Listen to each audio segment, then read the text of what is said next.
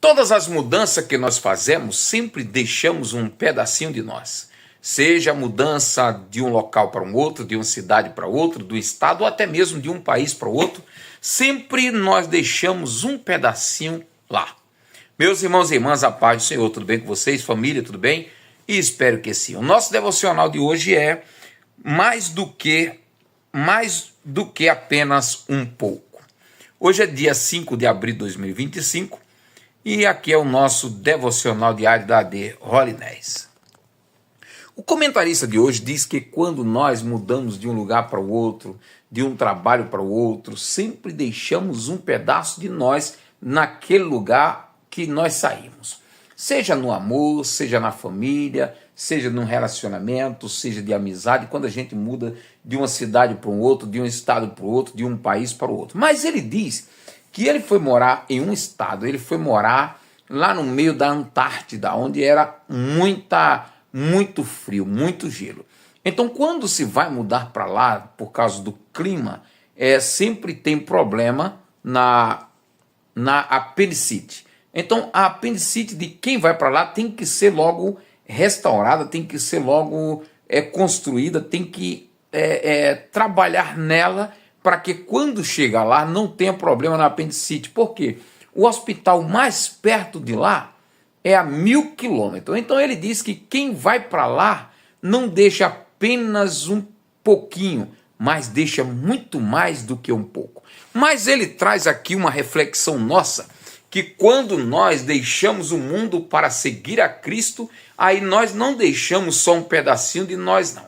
A Bíblia diz que nós temos que deixar tudo para seguir a Cristo. Há muitas pessoas que querem deixar somente um pouco, mas Jesus disse em sua palavra, aqueles que querem vir após mim, têm que negar a si mesmo, tomar a cada dia a sua cruz e siga-me.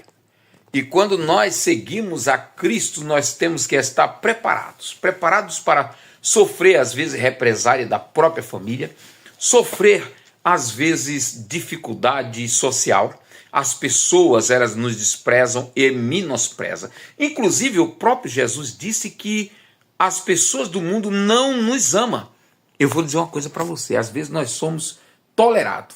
Isso que Jesus disse. O mundo vos odeia.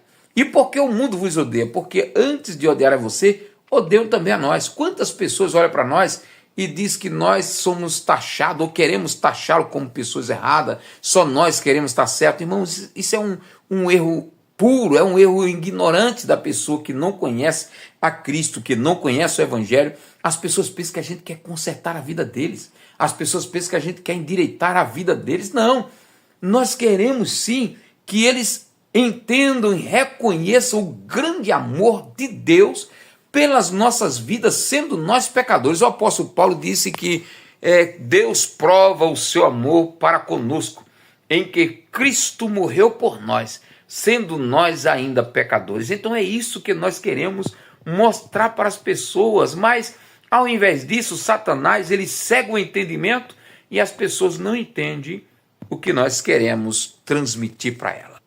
Mas enfim, aqueles que querem seguir a Cristo têm que deixar muita coisa para trás. Se eu fosse perguntar para você, eu perguntaria: o que você deixou para trás por amor a Cristo? Pedro um dia disse assim: Senhor, e nós que deixamos tudo e te seguimos, o que queremos ganhar com isso? Ele disse: 100 vezes mais aqui e, por fim, a vida eterna. Mas vamos lá, hoje nós vamos iniciar o livro de 1 Samuel. Nós vamos ler aí 1 Samuel, que tem o título, esse título desse livro de 1 Samuel, que é o próprio nome de Samuel, que é atribuído esse livro à sua autoria. Ou melhor, a sua pena, né? Foi ele que escreveu, mas o autor é o próprio Deus. Vamos para frente?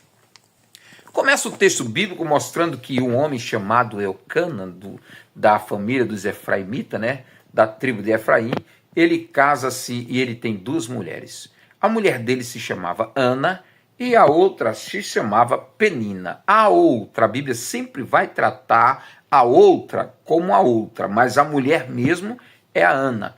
Assim como outros homens na Bíblia também que tiveram mais de uma mulher, a Bíblia sempre trata a outra como a outra. E há muitas mulheres né? Eu estou dizendo assim muita, né? Eu coloquei um artigo muito grande, mas tem mulher que gosta de ser a outra. Misericórdia. Irmão, se você não for a titular, irmã, não fique sendo a outra, não. Misericórdia. Não queira ser a outra, não, em nome de Jesus. Mas vamos lá. Aí a Bíblia diz aqui que ele teve duas mulheres, né? Uma Ana, a outra Penina. Penina tinha filhos, Ana não tinha filhos. Aí a Penina, vendo que a Ana não tinha filho, ela ficava maltratando Ana, ficava incitando Ana. Só que ela não conhecia o Deus que Ana servia. E o Deus que Ana está prestes a se dobrar. É só guardar questão de tempo e você vai ver como Deus age na vida de Ana. Meu irmão, eu quero aqui entregar uma palavra profética para você. Às vezes pessoas tentam lhe atrapalhar, pessoas lhe xingam, pessoas lhe maltratam, pessoas lhe tratam mal. É simplesmente porque eles não sabem o Deus que você serve. Um dia, Deus falou comigo em uma profecia, usando alguém, e eu achei muito interessante. Ele disse, há muitas pessoas que lhe tratam mal, lhe tratam com desdém, porque eles não conhecem o Deus que fala com você, o Deus que está contigo. Porque se eles soubessem quem é o Deus que está contigo, que está ao seu lado, eles te tratariam diferente. E é isso que eu quero falar para você, meu irmão. As pessoas lhe tratam diferente porque ele não conhece o Deus que você tem. Mas vamos lá, vamos voltar para o texto, senão a gente começa a profetizar e falar muita coisa aqui e o vídeo acaba ficando longo demais. Aí a Bíblia diz que Ana e Penina e o seu marido Eucana vai para Jerusalém, né, para Siló, para o templo lá em Siló, todos os anos.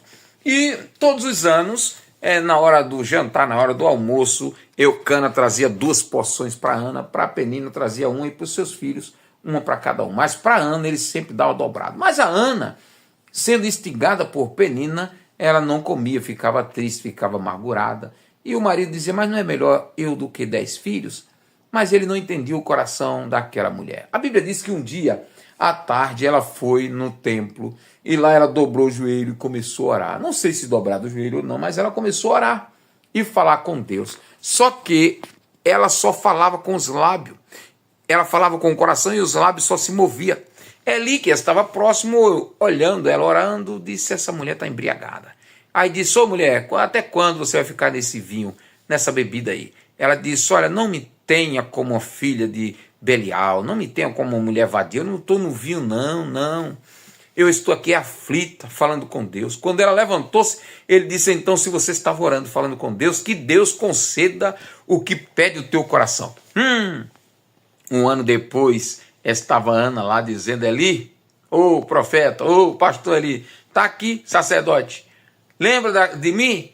Que há um ano atrás eu estava aqui orando, pedindo a Deus uma benção. Pois é, esse menino aí, ó. E hoje ele veio e ele não é mais meu, ele agora pertence ao Senhor. Então Samuel fica na casa de Eli. Vamos para frente? Ana, no capítulo de número 2, ela faz um louvor. Que louvor tremendo é o da Ana. Eu coloquei aqui alguns pontos do que ela fala. Ela disse assim, ó, ninguém é como o nosso Deus. O Senhor, ele é um Deus sábio. Terceiro ponto, eu coloquei, ele julgará todos. Ele julgará as suas ações. Em quarto lugar, é ele que tira a vida e ele que dá a vida. Em quinto lugar, ele faz descer a sepultura e faz subir. Isso é o louvor dela, tá? Em sexto lugar, é ele que faz uns se tornarem ricos e outros se tornarem pobres. Em sétimo lugar, é ele que levanta o pobre do pó e do monturo levanta ou ergue o necessitado. Oitavo lugar, ele exalta o pobre do pó das cinzas. Ele trata o pobre como um príncipe. Em 10º lugar, toda a terra é dele. Em 11º lugar, ele põe todas as coisas em ordem. Eita teologia anina! Que teologia poderosa, que louvor tremendo. Agora vamos para o capítulo número 3. Melhor ainda, no capítulo número 2 vai falar sobre o pecado dos filhos de Eli. Eli tinha 2 filhos, Ofni e Finéias, Finéias e Ofni.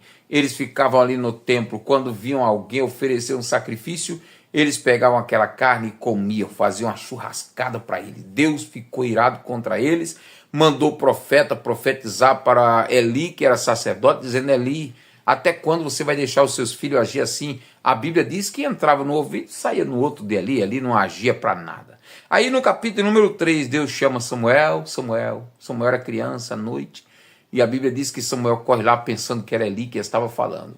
Pois não, meu senhor. Eli disse, eu não te chamei. Samuel volta a deitar, ouve outra voz, Samuel, Samuel. Ele corre lá e disse assim, pois não, meu senhor, me chamasse. Ele disse, eu não te chamei. E isso aconteceu 3 vezes. Na 4ª vez, aí Eli disse assim, ó Samuel, quando esta voz falar de novo com você, você vai dizer, fala meu senhor, porque o teu servo ouve. Aí a Bíblia diz que Samuel vai deitar, e mais uma vez a voz vem e diz assim, Samuel, Samuel. E ele diz, fala meu senhor, porque o teu servo ouve. Sabe de que era a voz? Não era de Eli, não. Era a voz de Deus. Aí Deus começa a falar com Samuel, criança ainda. Samuel, vou fazer uma coisa tremenda em Israel.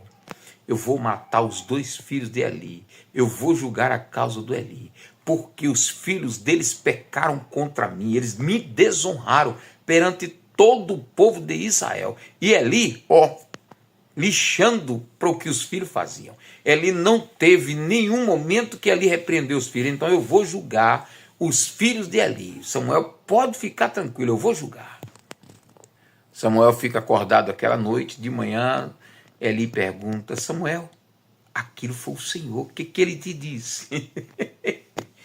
Aí ele disse, fala tudo, não me esconda nada. Essa é a palavra de um desviado chamado Eli. Eu não vou dizer que ele está desviado, né? Mas ele não corrigiu quem deveria ser corrigido. Aí a Bíblia diz que Samuel fala tudo. Aí ele disse, Samuel, é a voz do Senhor. O Senhor realmente vai fazer isso. Aí no capítulo número 3, finaliza dizendo que Deus continua a falar com Samuel. Falava direto com Samuel. E as pessoas desde Dan, a cidade de Dan, até Bezeba, entendiam e compreendiam e sabiam que Samuel era profeta. E tudo quanto Samuel falava, a Bíblia diz que se cumpria. Você vai ver o julgamento de Deus com os filhos de Eli daqui a pouco, nos próximos capítulos, tá bom? Todo pecado tem uma recompensa, todo pecado tem uma consequência. Os filhos de Eli pecaram. Eli não corrigia. A consequência vem mais tarde aí. Mas eu tenho uma aplicação para dar para nós. Enquanto eu estava lendo sobre o pecado dos filhos de Eli, eu marquei aqui no meu rascunho algo que está muito interessante. A Bíblia diz que Deus mandava profeta falar com eles, mas eles não ouviam mais os profetas. Aí o texto bíblico diz que Eli tentou corrigir, mas os seus filhos não ouviram a Eli. Sabe por quê? Está no texto bíblico. Porque Deus queria matá-los. Olha aqui, filho. Às vezes você não obedece ao seu pai, às vezes você não ouve sua mãe, você não ouve conselhos de ninguém. Eu vou lhe dar uma orientação, viu? Quem sabe Deus está de olho em você e está querendo dar cabo da tua própria vida. Cuidado, cuidado. E eu sempre falo para os meus filhos, aquele que não escuta, cuidado, mais tarde vai escutar, coitado.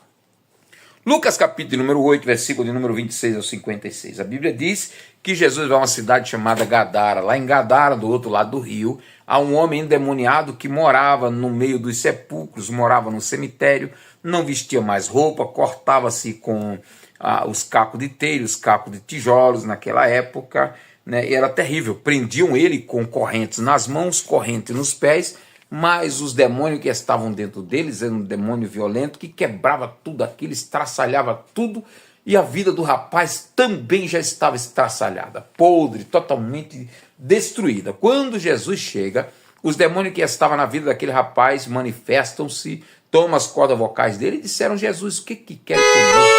E assim sai.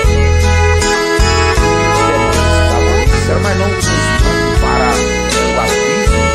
Aí Jesus perguntou,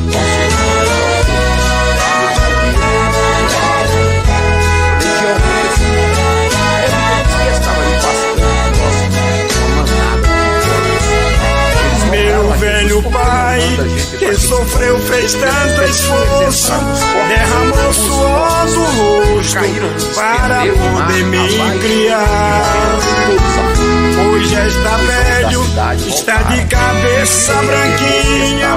Não vou lhe deixar sozinho, não tenha medo, meu pai. Pobre velhinho, hoje vive desprezado e se sente tão cansado, sem poder mais trabalhar. Filho distante, nem sequer manda o dinheiro, e o velho sem companheiro, sem poder se alimentar.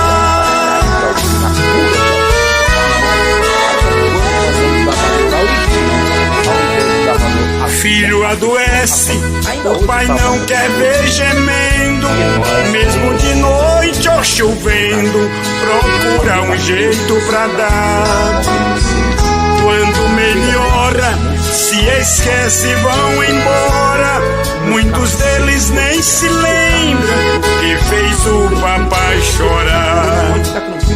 Pobre velhinho, hoje vive desprezado e se sente tão cansado, sem poder mais trabalhar.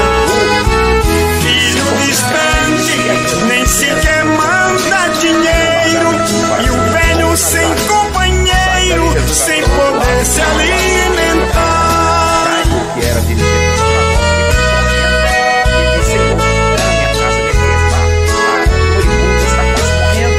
Jesus disse: e daí, sabe? Ele vai em ponto da vida. No meio do caminho, há um outro episódio que acontece, que ela aquele filho de 12 anos, e a Bíblia diz que ela toca em Jesus, e Jesus para o pai lamenta, trabalhei, criei meus filhos, na esperança de um dia ter alguém pra me ajudar. Mas muitos crescem, se desviam e vão para o mundo, deixam o velho morrer.